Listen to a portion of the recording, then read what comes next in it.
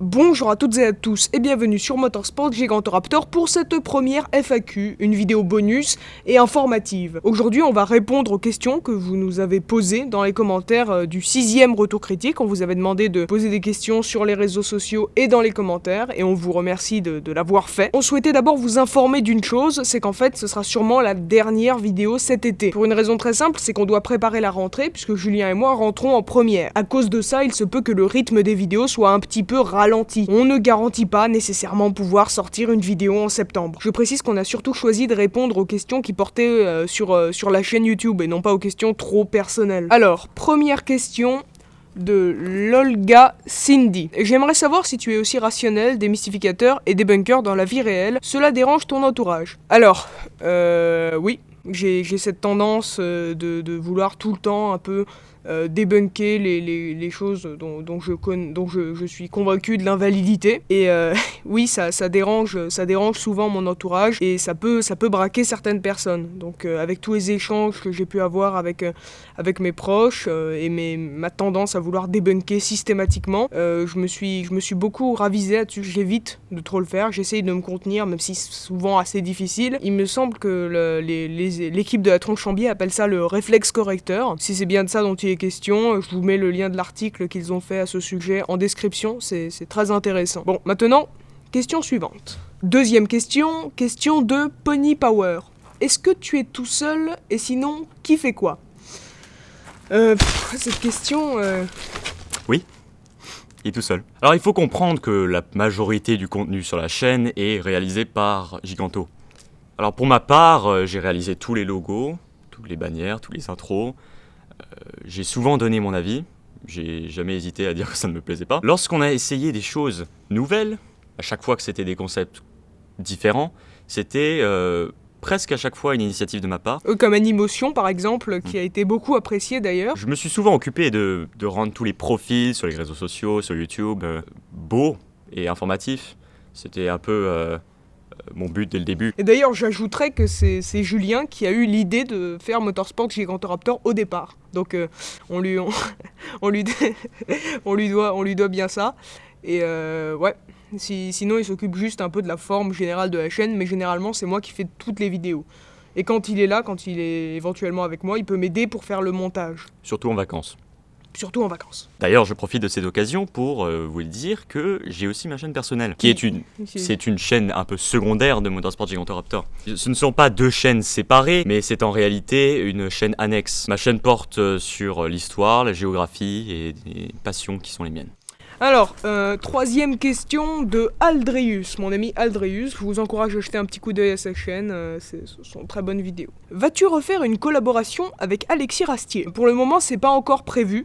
On n'a pas encore écrit de collaboration, néanmoins ce n'est absolument pas exclu, et d'ailleurs pour la nouvelle série Paléo, il se peut tout à fait qu'on fasse très souvent des collaborations. Ça me permet de faire connaître un peu le travail de mon ami Alexis, et si vous voulez voir notre première collab, le lien est en description bien évidemment, donc non c'est pas encore prévu, mais c'est vraiment pas exclu quoi.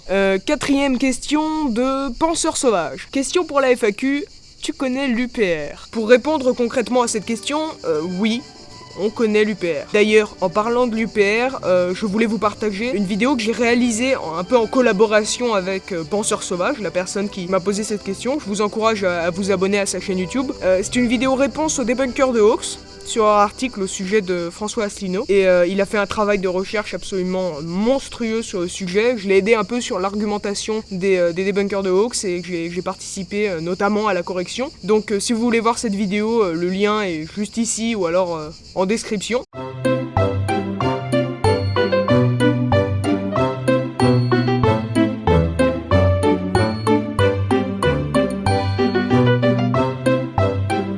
Question suivante. C'est une question de Raturix, chronique et critique. Quel a été le débunkage sur lequel tu as eu le plus de retours négatifs? Objectivement, je dirais quand même les bidouillages d'ADBK.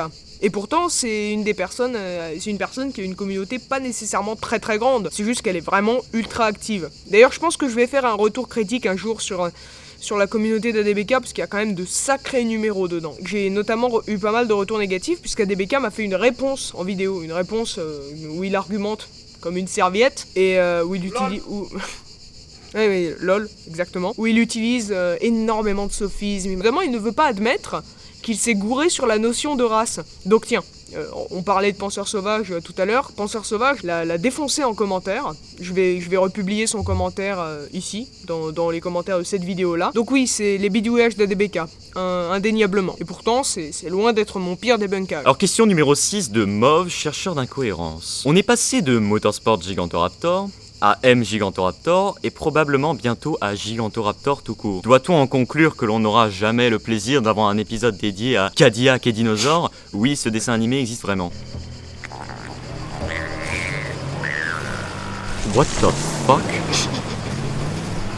À propos du nom de la chaîne, puisqu'il y a beaucoup de choses à dire, on est passé de Motorsport Gigantoraptor à M Gigantoraptor seulement pour des questions de simplicité. C'est un peu difficile pour des gens de prendre l'initiative de cliquer sur une vidéo créée par une chaîne qui s'appelle Motorsport Gigantoraptor. À l'origine, ce nom date de quand j'étais passionné de voitures, je le suis toujours, et Giganto, passionné de dinosaures. Nous avons agrandi notre cercle de connaissances. En revanche, il n'y aura jamais de Gigantoraptor tout court parce que c'est pas la chaîne de Giganto, c'est la chaîne de Giganto et Julien, comme vous pouvez le voir sur la bannière. D'ailleurs, j'aimerais dire à tous ceux ou celles qui nous disent est-ce que tu es tout seul derrière ta chaîne?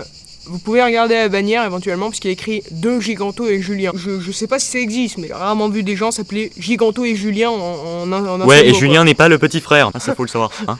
C'est pas lui qui voilà. le dit, c'est vérifiable. Oui, et je vais vous dire simplement qu'il y aura plus de vidéos de voitures sur notre chaîne. Alors, septième question, il y en a plusieurs là. Donc de Fafouin Madog, Giganto et Julien. Pensez-vous qu'il y a des personnes qui ne peuvent pas être sauvées de leurs croyances, sophismes et illusions? Avec du recul, avec de l'expérience et du recul, je pense qu'il y a vraiment des gens, c'est des cas désespérés quoi. Je vais donner un exemple concret. D'ailleurs, s'il regarde cette vidéo, si jamais ça le vexe, je suis désolé. Ce sera Laurent Freeman, administrateur de Stop Mensonge. Et il est très caricatural, ça veut dire il croit à presque tout.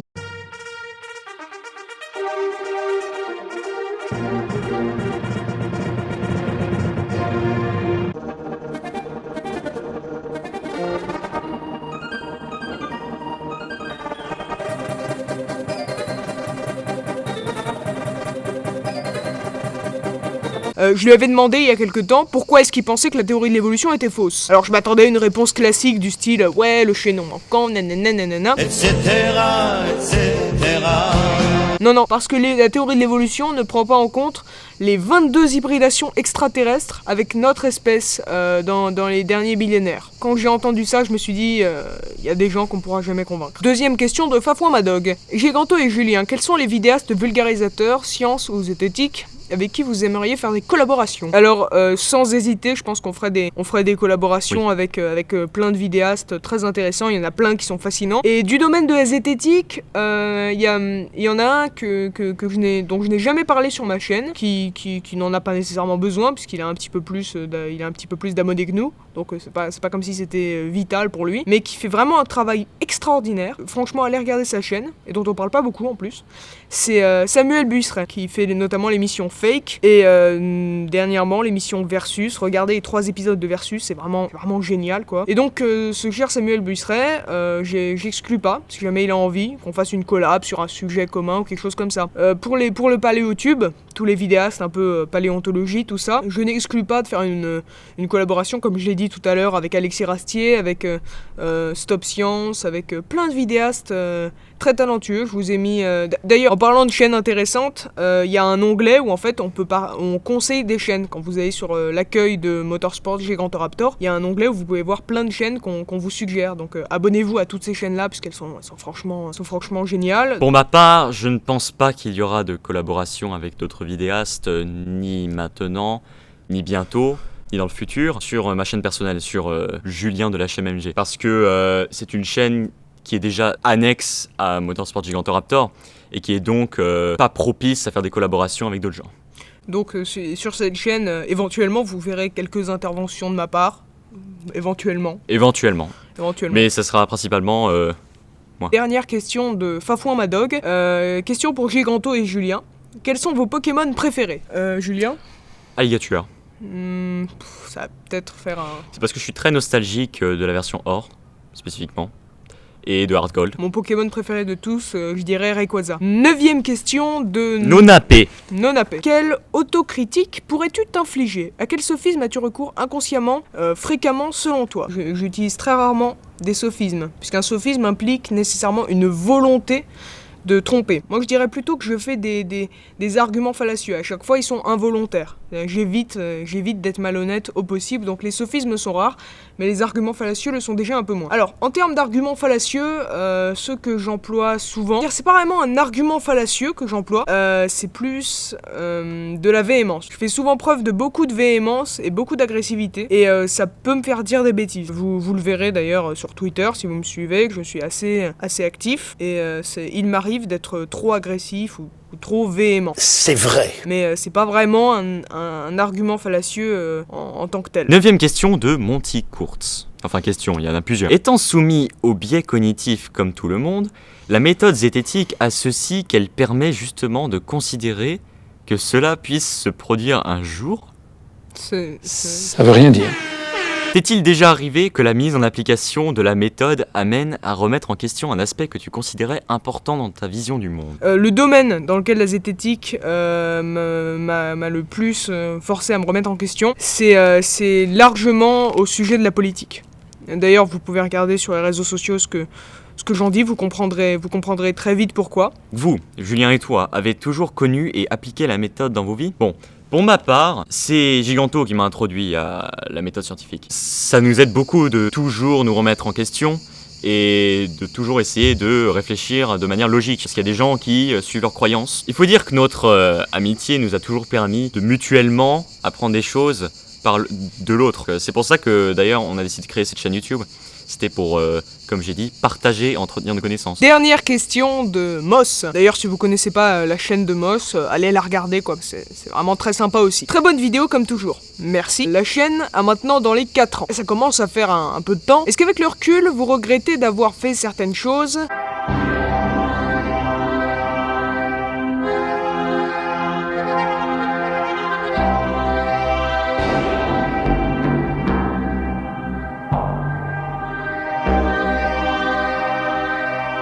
Est-ce que pour vous pourriez faire...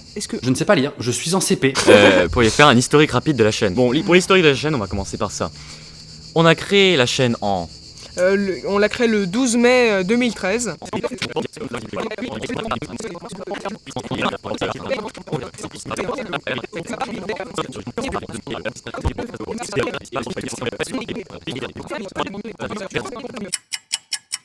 Et voilà, c'est un historique très rapide et très brouillon de la chaîne. On vous fera... De tête, hein, on a dû oublier des choses. On n'a pas parlé des abonnés, des partages de y penser. C'est vrai, on en a pas parlé, mais... On n'a pas parlé des abonnés. Écoutez, et des vous savez partages quoi, on va faire un post Facebook, bientôt. Oh, ok, vous savez quoi, ouais. On va pas vous bassiner avec ça, parce que je pense que ça fait déjà longtemps qu'on parle de la chaîne, là. On va faire un post Facebook en expliquant, en fait, tout ce qui s'est passé depuis le début. Tout. Avec les partages de grands youtubeurs. Deuxième question de Moss. Si ça ne rentre pas trop dans le domaine du privé, comment vous deux, Julien et Giganto, vous êtes-vous rencontrés et comment vous est venue l'idée de lancer une chaîne YouTube? Alors, on s'est rencontrés en 6ème. On s'est rencontrés en 6ème. Parce qu'on était dans la même classe. J'ai trouvé Giganto très excentrique, mais vraiment très excentrique. Et finalement, on est devenus très amis. Le debunk et la paléo sont les sujets centraux de la chaîne. D'autres sujets pourraient-ils venir se rajouter si l'envie vous en prend? Sûrement, si on a envie. Alors, j'ai réfléchi à un moment si les vidéos que je mets sur ma chaîne Julien de la chaîne MG auraient dû être plutôt sur Motorsport Gigantoraptor. Mais ce serait trop diversifié les concepts en fait. On s'est dit que le concept deviendrait beaucoup trop diversifié et qu'on perdrait des abonnés justement parce que il y a des gens qui aiment voir la zététique, il y a des gens qui aiment voir la paléontologie. C'est ce que j'appellerais personnellement le syndrome Voxmakers. Voilà, et c'est déjà tellement diversifié entre la paléontologie, la zététique, la zoologie. On ne pouvait pas encore rajouter un sujet qui n'avait pas tant que ça à voir. On n'allait pas bassiner les gens avec quelque chose qu'ils n'avaient pas nécessairement envie de voir. Si l'envie vous prend de voir ces vidéos-là, je vous invite à voir ma chaîne, dont le lien sera en description et à la fin de la vidéo. La conférence sur les plumes chez les dinosaures était très intéressante. Y aura-t-il de nouveau ce genre de contenu sur la chaîne? Oui, sûrement. C'est pas exclu, c'est pas du tout exclu. Le premier Animotion était une tuerie. Merci. Est-ce que d'autres sont à prévoir ou est-ce que l'investissement personnel dans ce type de projet est beaucoup trop important pour en faire un format plus ou moins régulier? Je précise que régulier, ça peut très bien être tous les 1 an et demi s'il le faut. Alors, très bonne question, Moss. Parce que j'ai adoré faire la première Animotion. Je me suis éclaté, comme on dit. Le problème que j'ai rencontré d'Animotion, c'est que ça m'a pris 1 an pour faire un seul Animotion. Et encore, on avait prévu le projet il y a 2 ans. Ça faisait, au moment où la vidéo est sortie, ça faisait 2 ans qu'on y réfléchissait. Alors, ça m'a pris longtemps parce qu'il fallait que j'achète le matériel pour le décor, que je fabrique le décor, que je prenne des soirs entiers pour faire les modèles, le petit Pakistanais qu'on voyait avec les lunettes. Tous ces personnages, tous les modèles que j'ai fait en pâte à modeler, ça m'a pris vraiment longtemps à faire. Alors ça, c'était que la préparation. Ensuite, l'animation. Comme on n'est pas très bien équipé, on n'est pas des professionnels, ça a pris extrêmement longtemps. Il fallait que j'emprunte le trépied de ma sœur, il fallait que je commence à... J'ai dû condamner une chambre de chez moi pendant 3 mois pour que personne ne rentre et déplace la caméra et le décor. Enfin, je vous dis, c'était incroyablement difficile. Sans parler de toute la recherche que tu as fait sur... J'ai fait énormément de recherches parce que c'est un sujet que je ne connaissais pas. La seule raison pour laquelle je l'ai choisi, c'est parce que je me suis dit que c'est un sujet qui marche très bien avec l'animation. Parce que le déplacement, c'est ce qu'on voit le plus souvent dans les animations. Bon, alors, pour ce qui est d'un prochain Animotion, écoute Moss, tu me donnes bien envie d'en refaire un. Et j'ai pensé à en faire un peut-être sur les fonds marins. Ou peut-être sur un autre sujet si on en peut-être trouve un. peut-être sur un autre sujet si on en trouve un. D'ailleurs, cher public, n'hésite pas à nous donner des pistes là-dessus. N'hésite pas à nous donner comme des on sujets. le dit à chaque fin de vidéo, et sur MG et sur ma chaîne, les suggestions sont les bienvenues. Il y en a assez peu. Il y en a assez peu parce que les gens ne savent pas en fait ce qu'ils veulent vraiment voir. Ils sont contents de voir ce qu'on leur propose. Mais vraiment, ça sert à éviter la page blanche. Je mets un point d'honneur tout le temps à lire très attentivement les suggestions de mon public. D'ailleurs, vous l'aurez vu je pense que les commentaires YouTube et les posts en général, les commentaires, les choses comme ça, sont extrêmement importantes puisque c'est un retour direct du public. Sérieusement, je pense qu'il est ultra important d'être à l'écoute de son public. Et c'est pour ça que je vous dis, si jamais je ne connais pas un sujet et que je vous demande de me donner des sources en description et tout ça parce que je ne connais pas le sujet, comme vous l'avez d'ailleurs très bien fait pour la dernière vidéo sur le véganisme, franchement c'est génial, je vous mets le document en description. Et si jamais vous avez des sujets qui se prêtent bien à l'animation, qui touchent un peu à la biologie, à tout ça, ou même à la géologie d'ailleurs, à la fossilisation, tu pourras faire un truc dessus. Exactement. Quoi.